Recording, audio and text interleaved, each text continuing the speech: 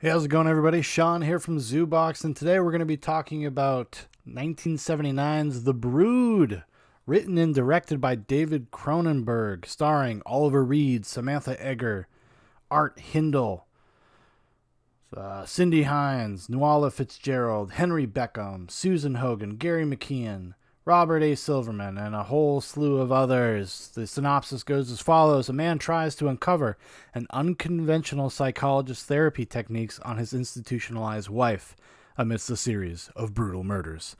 Now, this is a first time viewing for me, which is crazy. I'm a huge Cronenberg fan, and I don't know. I mean, I guess it's just, I feel like my knowledge of Cronenberg is basically Scanners forward, which Scanners is his follow up to The Brood. Like I've seen parts of Shivers, I've seen parts of Rabid, I've never seen Fast Company, but you know, Videodrome and Scanners are two of my all-time favorite movies. I mean, The Fly, Dead Ringers, Naked Lunch. I mean, the list goes on and on and on. Even up to his more contemporary stuff, I actually really like. I think he's a really interesting, thoughtful filmmaker that really has an interest in the deeper psychological ramifications of horror, and he's always had that preoccupation. And The Brood is no different. The Brood is about, in a weird way, kind of like Carl Jungian ideas about like the shadow self and your real self and your id, and anger and trauma and generational trauma, and how you pass those things down to your children from your behavior. Because that's the whole kind of conceit of the film, is that this woman played by Samantha Eggar is in basically this really intense psychotherapy camp, I guess, like a summer camp kind of, where people go and do deep dives on their past traumas to try to find some sort of resolution or find a better understanding. And what happens is that, you know, has kind of a supernatural body horror component where at some point, like this woman starts almost like birthing these like monsters, these little goblin kids that are representations of her when she was a child. And they go out and kind of dispatch justice on the people that she feels have wronged her, that weren't there for her. And because it kind of parallels as she's going through therapy. Oliver Reed plays her therapist, he's fucking awesome in this, and so is Samantha Eggar. It parallels the kind of the issues they're dealing with, and then it'll have like her dealing with some sort of trauma in her past, or some sort of anger or resentment she has towards her parents or her father or mother specifically, and then those people will get attacked. And there's a question of whether how conscious she is of like this paradigm, and then the story kind of slowly reveals itself. It's a really interesting movie. It's a great movie. Like from the get-go, from right away, you're just invested in it.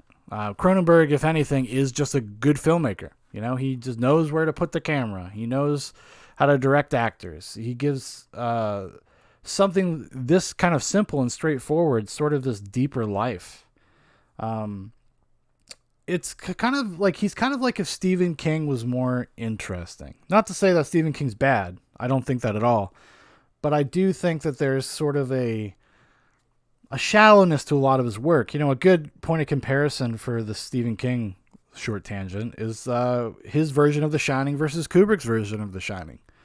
His version of The Shining is kind of a straightforward haunted house movie about a guy dealing with alcoholism and how that affected his family, and him trying to kind of get over it and make amends for it. And then you have Kubrick's, who took the skeleton of that concept and did something much more interesting, like way more profound. If you're interested to hear some like really deeper thoughts about The Shining, one of the past Zoobox Goes to the Movies, a buddy of mine and myself, we went through and talked all about the subtext and the secret meanings of The Shining and how deep and interesting the movie really is. So you could go check that out. But Cronenberg here, he's just like you already saw, like he's just already operating at such a higher level than many of his contemporaries, especially in the horror, because this would have came out around the time of a lot of slasher flicks, a lot of exploitation movies. And while those movies are fun, and I have a great affinity for a lot of them, they don't stay with you. They're not exactly profound. They're visceral experiences. Cronenberg is able to give you a visceral and a psychological experience. I mean, you just look at his filmography. The movies that came after this, whether it's Scanners, Videodrome, The Fly, for Christ's sakes, right? I mean, those are deep, deep dives into the depths, the darker depths of humanity and the human condition. But they're also just really great gross out movies, you know?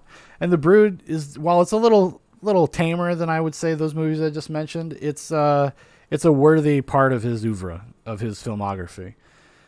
I was just taken by it from the get-go. It does tension perfectly. The pace is fantastic. The characters, I think you could maybe argue, are a little underdeveloped, a little one note, but since it's more of an allegorical story, it doesn't really matter because it's grounded by great actors and great performances. So the one noteness of the characters doesn't really play poorly.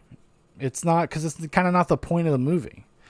And this is something I keep seeing, you know, from movies of this era. Obviously, there was some sort of zeitgeisty thing, probably among like college educated people of the time, and I know that's really broad, but probably of dealing with kind of Jungian archetypes and Jungian ideas and the id, and also especially dealing with generational trauma. I think the fact that this is made, you know, shortly after the end of the Vietnam War, and the kind of and you know, and then they had the Korean War before that, World War II before that, World War I. There is just a lot of echoes of the PTSD and of the people that came home from those conflicts and what happened to their kind of immediate culture and their immediate families, right? And it seems like at this point in time in history, and like in terms of literature and art, there was a lot of kind of pondering the deeper ramifications of those things and maybe how to overcome them. And The Brood is what it's about. You know, it's all about that kind of stuff and kind of trying to understand your personal responsibility when it comes to the things that you do to your kids, and then what you do to your kids' kids, what happens to them, how are they supposed to kind of contextualize their existence amidst your problems, and how that can infect people. And here in The Brood, it's just a very, very literal version of that. I mean, it's incredibly literal. It's more literal than I thought it was going to be as I was watching it. Because you see like these little goblin kids, but you don't see like their faces for a while. And you don't really know what they are. You don't know if it's an apparition or if it's something more specifically supernatural, like it's just like a manifestation of energy or something. But it's revealed at some point, no, these are like literal little monsters. The birth out of her rage, out of Samantha Egger's rage. She's angry about her life and the things that have happened to her, and this is a result of it. And through this new technique called psychoplasmics, I believe it's called, all of these things start happening, manifesting. Because it's an interesting kind of view on psychotherapy. It's almost, I wouldn't say it's cynical about it. I don't know if I would say it was skeptical about it, but it does seem to kind of point the finger at, in a weird way, kind of just like when people are irresponsible with these types of behavior modification therapies and the kind of havoc that can actually wreak on a person's life rather than actually address their problems. So it's very interesting. It's got a lot of stuff going on, and it was my first viewing, so obviously kind of my interpretation or my read on it is it's probably a little surface level. You know, I was paying attention. I was super engaged. I think I got basically what the gists of the movie are, the things, the levels of conversation that it's having with you as an audience member, but I guarantee you there's things I missed. Sure, there's some great foreshadowing. I'm sure there's it's probably seeded in there from the very beginning, and I just didn't see all of it. Although I will say, though, it's pretty on the nose, not in a bad way, though. Like, it manages to kind of just overtly express what it's about while also being just really entertaining in almost in a passive way. Like, you could show this probably to just your average horror science fiction fan, and they'd probably like it without even picking up on the themes and the subtext of the movie. Because does have that, like I said, with what Cronenberg's good at, it has that visceral component. And that should definitely be recognized. Because if you have never seen The Brood and you're just a a general horror fan, I think you'd really enjoy it. I really do. It makes me want to go back and check out with Shivers and Rabid, which I've seen bits and pieces of over the years. I don't think I've ever actually just sat down and watched them all the way through.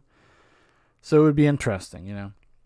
Like I said, Cronenberg's been my favorite, one of my favorites. He's in my top 5 directors ever.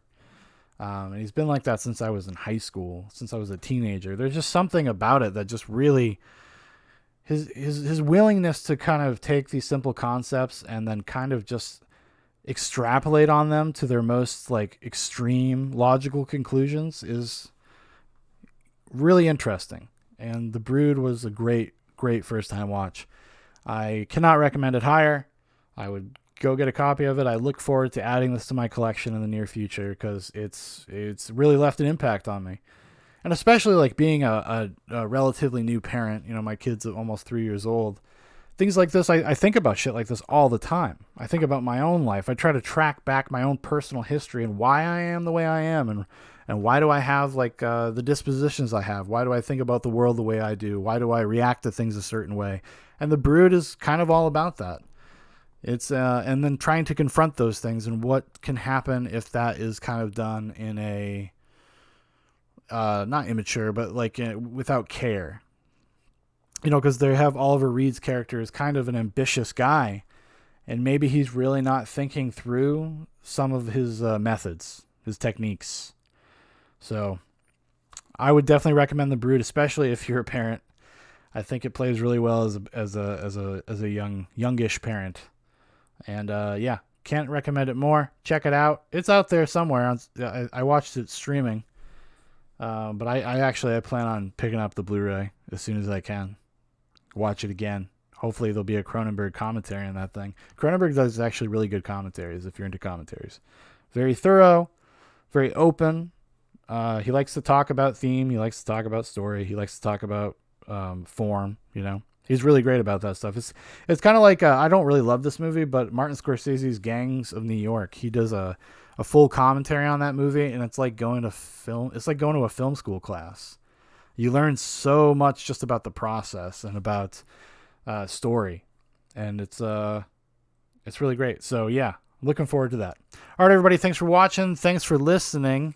If you'd like to know more about Zoobox, you want to keep up with everything Zoobox, there are a bunch of links in the description for Facebook, for Instagram, for Twitter. We're memeing, joking, laughing, gaffs, all that good stuff is on there. Also, if you have any requests or something you'd be interested in hearing my opinion about, drop me a note. I will definitely put it on the list. All right, everybody. Thanks so much. Goodbye.